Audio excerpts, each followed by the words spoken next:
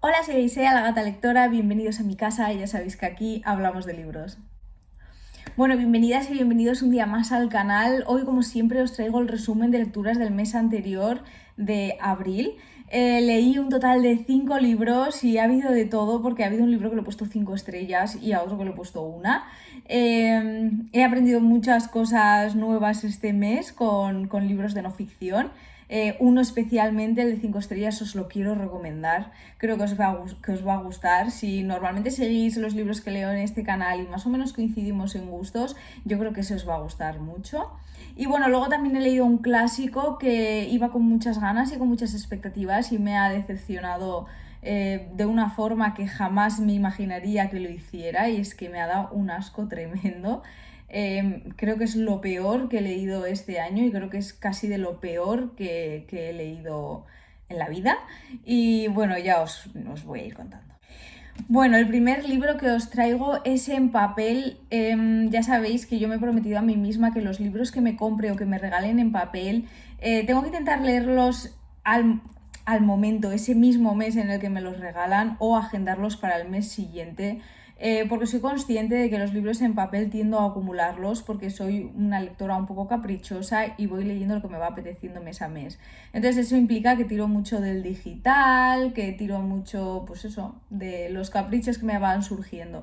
Y no quiero que se me acumulen los libros en papel. Además que a mí me gusta leerlos y luego pues venderlos en Wallapop, o no me gusta tener la casa saturada de libros. Entonces, claro, es un problema. Así que nada, el mes pasado David me regaló Alias Grace y lo leí ese mismo mes. Es un libro de Margaret Atwood que tenía un montón de ganas de leer, pero no sé por qué, pues lo iba posponiendo. Y Marta de Mares Delfín habló de él hace poco en su canal y me puso los dientes largos y dije, jo, pues es que tengo muchísimas ganas de leerlo.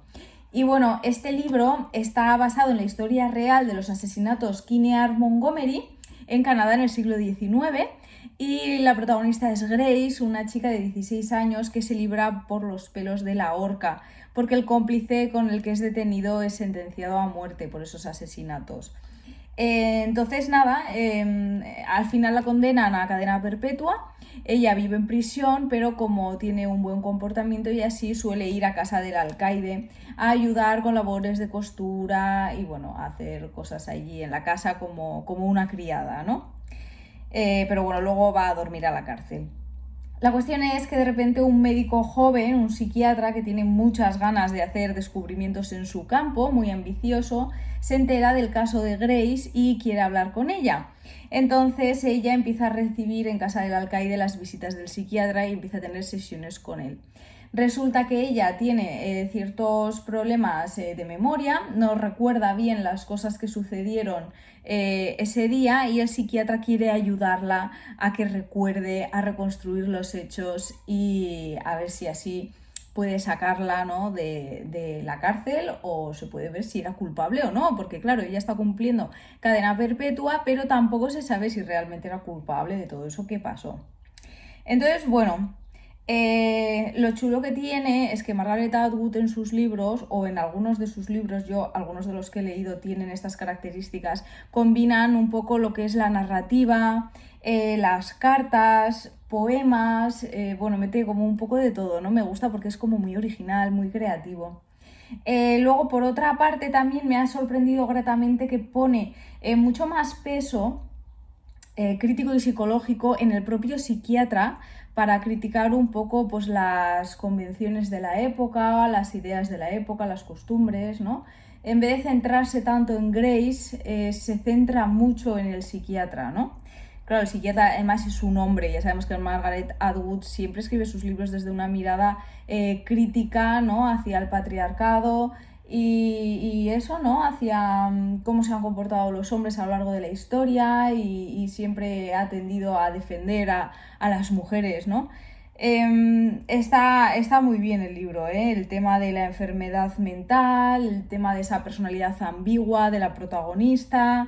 Me ha gustado mucho, creo que es el cuarto libro que leo de la autora, porque he leído he leído El cuento de la criada, he leído Los testamentos y he leído Penélope y las 12 criadas. De momento mi favorito es El cuento de la criada porque es el que me pareció como más sutil y con una idea muy original y muy potente, ¿no? Dentro de esa sutileza con la que es contada, porque solo nos deja entrever un poco, ¿no? Aun y todo, Alias Grace me ha gustado muchísimo, le he puesto 4 estrellas, es bastante larguito, tiene, bueno, 500 páginas. Tiene una letra asequible, lo que pasa es que las páginas están muy bien aprovechadas, entonces es larguito. Pero a mí me mantuvo, la verdad, muy pegada al libro.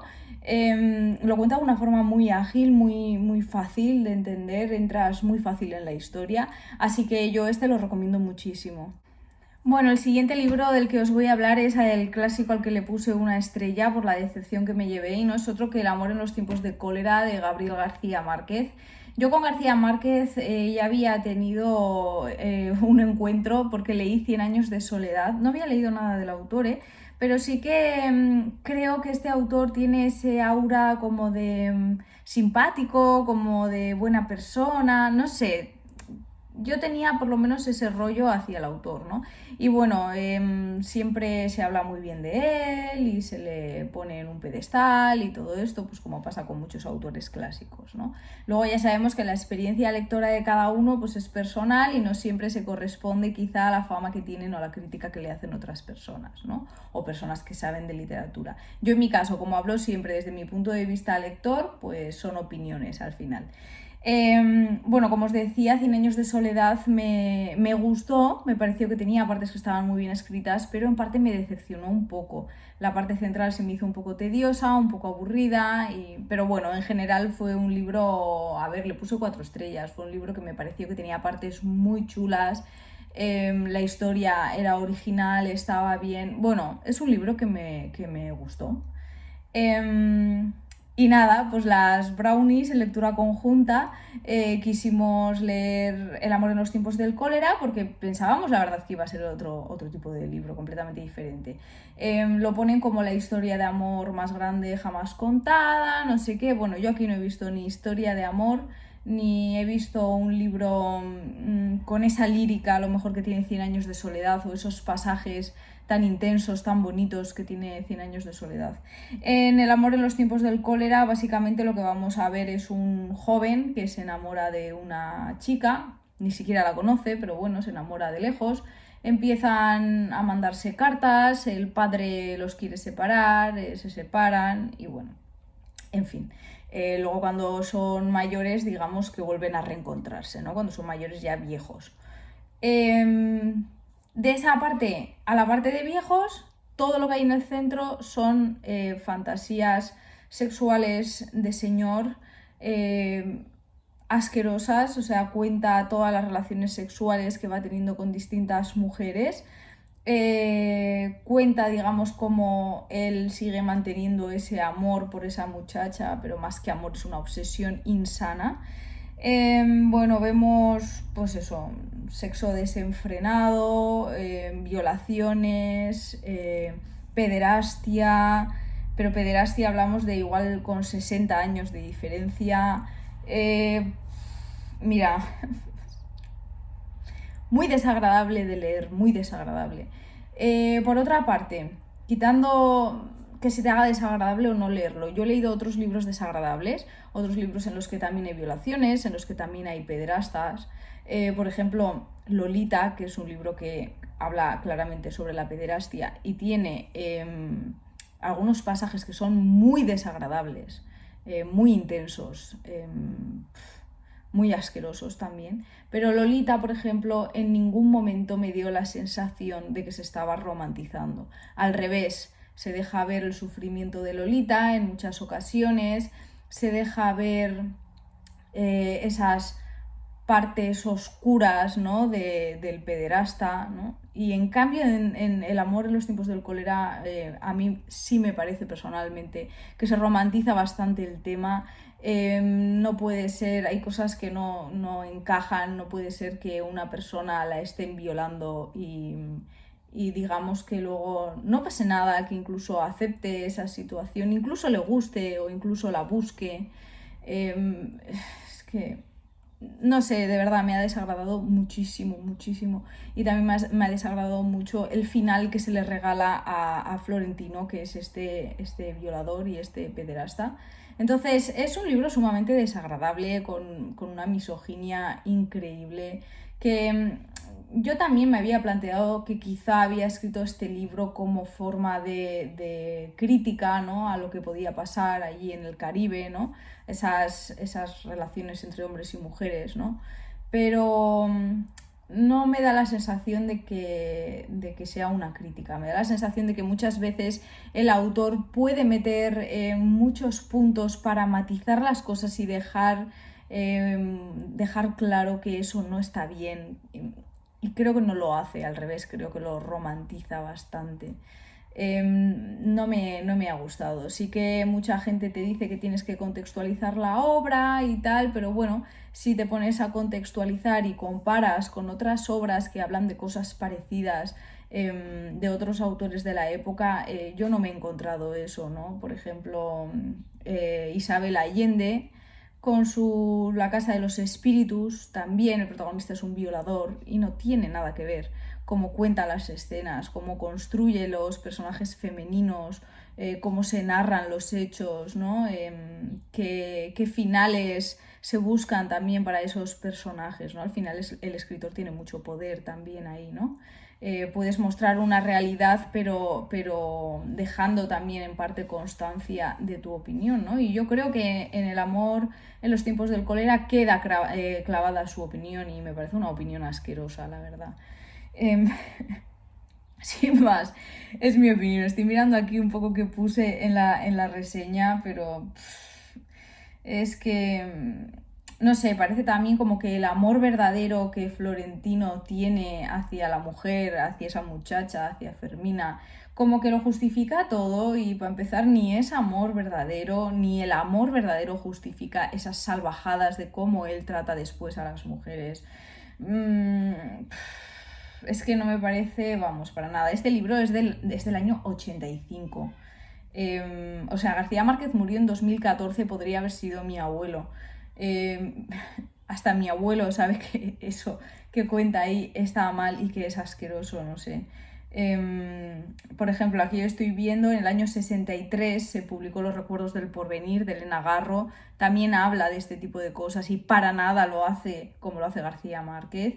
La Casa de los Espíritus, que os decía, es del año 82, es decir, es anterior a El amor en los tiempos del cólera, y lo misma época, mismos temas, distintas formas de tratarlo.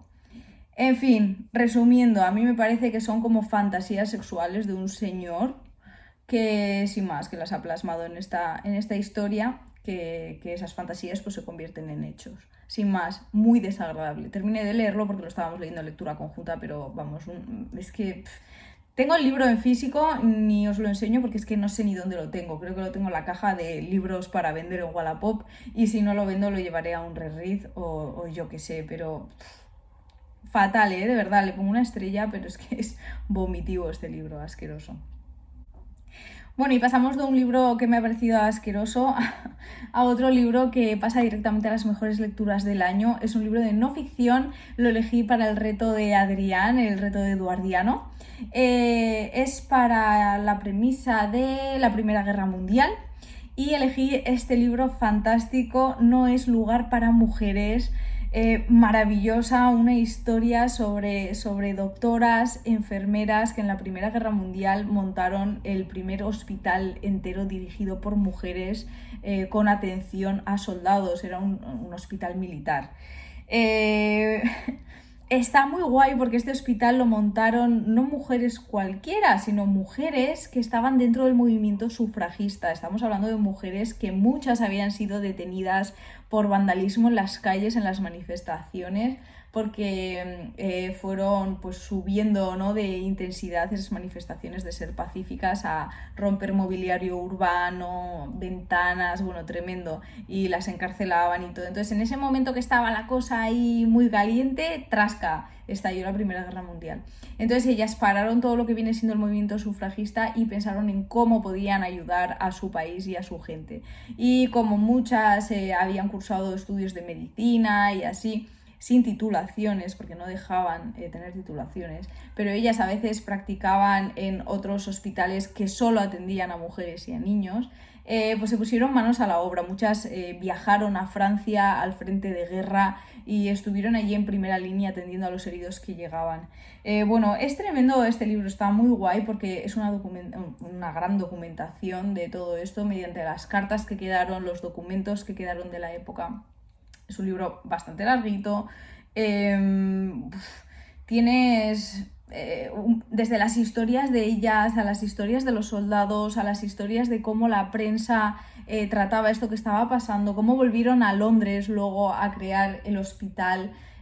Bueno, me ha gustado muchísimo, me ha gustado muchísimo, me ha gustado mucho. Es que encima no solo consiguen que el hospital funcione a pesar de todos los obstáculos que les estaban poniendo a ellas a propósito por ser mujeres, es que encima consiguen que sea de los más eficientes, de los mejores, donde los soldados estaban más a gusto. Así que nada, al final consiguen demostrar que las mujeres son perfectamente capaces de hacer lo mismo que los hombres, cosa que en esa época creían que no. Ellas demuestran que sí, que lo pueden hacer mejor. Y bueno, luego habla también de cuando acaba la guerra, que parece que por fin las mujeres han demostrado lo que valen y que se podrán cambiar muchas cosas a partir de ese momento, y resulta que no, que el hospital lo tienen que cerrar y que luego todavía pasarán muchos años hasta que las mujeres consigan en ese aspecto los derechos que están pidiendo de igualdad, y aún y todo no se conseguirán todos. Aún y todo es un libro muy interesante, muy interesante. Tiene también fotos antiguas de la época, de ellas, del hospital. Está muy guay porque luego, aparte de todo lo que lees en el libro, yo he estado buscando información aparte, no sé, me ha parecido chulísimo el libro, lo recomiendo muchísimo. Bueno, el siguiente libro que os traigo lo empecé a leer en el marzo asiático, pero como estuve de vacaciones y así al final no me dio tiempo a acabarlo, así que lo acabé en abril. Os estoy hablando de Las hermanas Makioka de Tanizaki. Bueno, este libro, que no parece así muy grande, tiene 570 páginas, es un poco gordito y con letra pequeñita. Tenía muchas ganas de leer a Tanizaki. Mucha gente me había dicho que, bueno, que también que cuidado con qué libro elegía de él, porque tenía algunos libros que probablemente me fuesen a desagradar, también con temas un poco de pederastia y así. No sé, bueno, yo he elegido Las hermanas Makioka, que es como el que más recomienda a la gente, que es como el más accesible o el más normal, ¿no? Bueno, es un retrato en realidad de las familias de renombre en Japón, ¿no? Justo antes de la Segunda Guerra Mundial. Vemos un poquito de esa decadencia, ¿no? De esas familias que están acostumbradas a un tren de vida y poco a poco van perdiendo ese poder económico y se agarran en ese peso de tradición de sus apellidos, ¿no? Vemos eso, cómo esas familias intentan adaptar a los nuevos tiempos, y según de qué generación seas, pues vas a tirar más hacia un lado o hacia el otro, ¿no? En Las hermanas Makioka vamos a acompañar a 4 hermanas Makioka. La más mayor es como la más tradicional, la que está con su marido a la cabeza de la familia. Luego tenemos a la mediana de las grandes, que vive en otra casa aparte, y allí acoge a las 2 hermanas pequeñas. La hermana pequeña del todo es la más rebelde, es como la más occidental, de hecho viste con ropa occidental, quiere ser independiente y tal. La de las pequeñas, la mediana, todavía no se ha casado y ya está rozando una edad ya un poco peligrosa, y aun y todo ella aparenta que es más joven, y aunque parece que tiene esos valores del antiguo Japón, ¿no? Esa sombra de belleza tímida, ¿no? Del antiguo Japón, le cuesta mucho encontrar un marido, y bueno, asistiremos a un montón de miyagis, que son como reuniones que hacen, ¿no? Para conocerse y ver si las familias aceptan o no el matrimonio, porque tienen que investigarse entre las familias. Bueno, es tremendo, las cosas que vamos a ver aquí. Y bueno, pues más que nada es eso, las 2 mayores conocieron un poco esa prosperidad del apellido, las 2 pequeñas no conocieron a los padres, que ya han muerto, y viven un poco en ese cambio, ¿no? Bueno, en realidad es un libro muy lento, vamos a asistir un poco como al día a día y principalmente lo que os digo, a estas reuniones entre familias para encontrarle un marido a Yukiko, ¿no?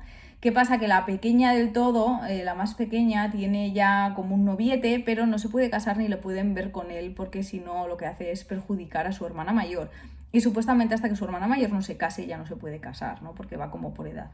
Y bueno, es un libro eso, como muy lento, muy tranquilo, muy costumbrista, es el tipo de libros que a mí me gustan muchísimo, pero a la vez vamos viendo un poco cómo funciona esa sociedad japonesa, ¿no? Ya decadente, ¿no? Y vemos un poquito cómo chocó esa tradición con en parte esa pequeña apertura, ¿no? Que iba teniendo Japón hacia los extranjeros. De hecho, los vecinos de los Makioka son alemanes, si no me equivoco, y alemanes partidarios de Hitler además. Y bueno, veremos un poco también cómo se llevan con la familia de al lado y tal.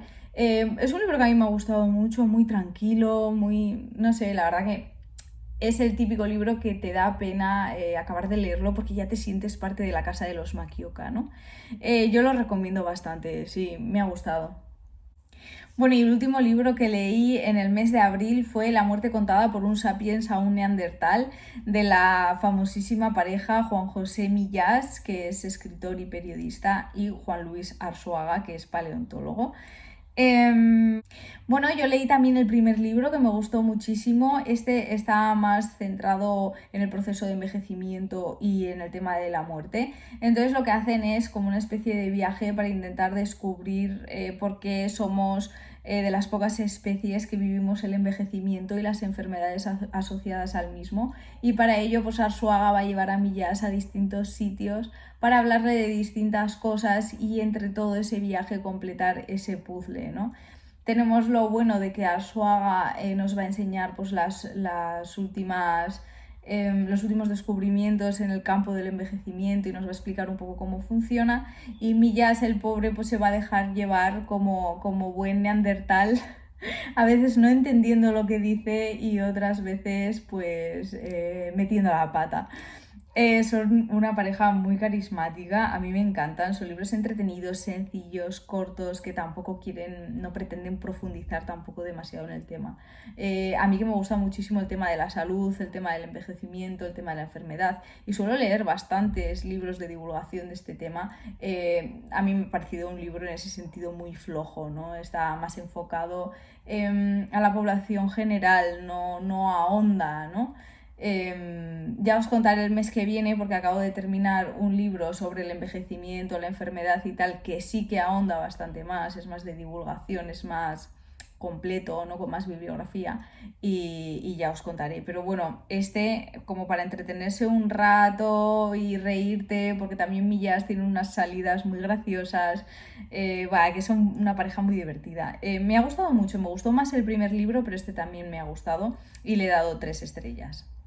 Y nada, hasta aquí el vídeo de hoy. Lo he grabado así muy rapidito y muy improvisado porque es que si no me iba a dar pereza y se me iba a hacer muy tarde. Y bueno, ya sabéis que en Instagram siempre os dejo las reseñas escritas nada más termino un libro. Suelen ser más completas y con el libro más reciente, porque claro, yo ahora cuando grabo el wrap-up, pues a lo mejor hace un mes que he acabado un libro, entonces tengo que volver a leer el resumen, intentar pensar y acordarme un poquito de las cosas, entonces seguro que en el vídeo me dejo cosas en el tintero y bueno, ya sabéis que en las reseñas de Instagram pues lo escribo mejor, más pensado y luego en las historias os voy comentando a medida que voy leyendo cuáles son mis impresiones, os comparto citas, memes y esas cosas. Así que nada, hasta aquí el vídeo de hoy. El vídeo del mes que viene promete porque estoy leyendo cosas que chulísimas, así que bueno, pero para eso tendréis que esperar y espero que no tengáis que esperar tanto como siempre. Intentaré ponerme las pilas. Así que nada, un abrazo grande, que leáis mucho y nos vemos en el siguiente vídeo.